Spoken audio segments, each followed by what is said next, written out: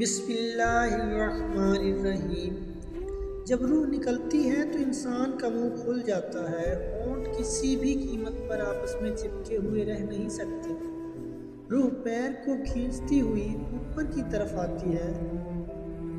جب پھیپھڑوں اور دل تک روح کھینچ لی جاتی ہے اور انسان کی سانس ایک ہی طرف یعنی باہر ہی چلنے لگتی ہے، یہ وہ وقت ہوتا ہے جب چند لمحوں میں انسان شیطان اور فرشتوں کو دنیا میں اپنے سامنے دیکھتا ہے۔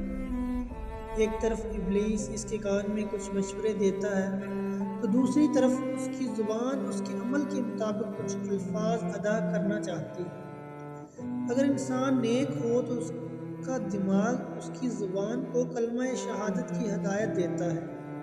اگر انسان کافر ہو، بد دین، مشرک یا دنیا پرست ہوتا ہے تو اس کا دماغ کنفیوژن اور ایک عجیب ہیبت کا شکار ہو کر شیطان کے مشورے کی پیروی کرتا ہے اور بہت ہی مشکل سے کچھ الفاظ زبان سے ادا کرنے کی بھرپور کوشش کرتا ہے۔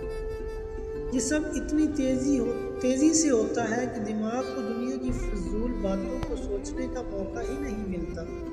انسان کی روح نکلتے ہوئے ایک زبردست تکلیف ذہن محسوس کرتا ہے، لیکن تڑپ نہیں پاتا، کیونکہ دماغ کو چھوڑ کر باقی جسم کی روح اس کے حلق میں اکٹھی ہو جاتی ہے اور جسم ایک گوشت کے بے جان لوتھڑے کی طرح پڑا ہوا ہوتا ہے جس میں کوئی حرکت کی گنجائش نہیں رہتی۔ آخر میں دماغ کی روح بھی کھینچ لی جاتی ہے۔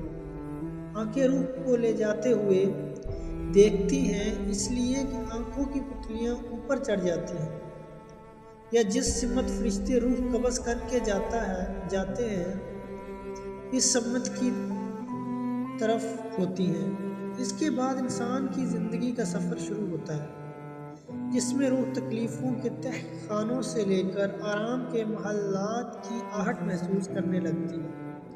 جیسا کہ اس سے وعدہ کیا گیا ہے، جو دنیا سے گیا واپس کبھی لوٹا نہیں، صرف اس لیے کہ کیونکہ اس کی روح عالم برزخ کا انتظار کر رہی ہوتی ہے، جس میں اس کا ٹھکانہ دے دیا جائے گا۔ اس دنیا میں محسوس ہونے والی طویل مدت ان روحوں کے لیے چند سیکنڈ سے زیادہ نہیں ہوگی، یہاں تک کہ اگر کوئی آج سے کروڑوں سال پہلے ہی کیوں نہ مر چکا ہو۔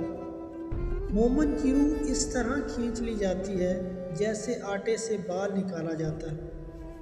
گنہگار کی روح خاردار درخت پر پڑے سوتی کپڑے کی طرح کھینچی جاتی ہے۔ اللہ سبحانہ و تعالی ہم سب کو موت کے وقت کلمہ نصیب فرما کر آسانی کے ساتھ روح قبض فرمائے اور نبی پاک صلی اللہ علیہ وسلم کا دیدار نصیب فرمائے۔ آمین یا رب العالمین۔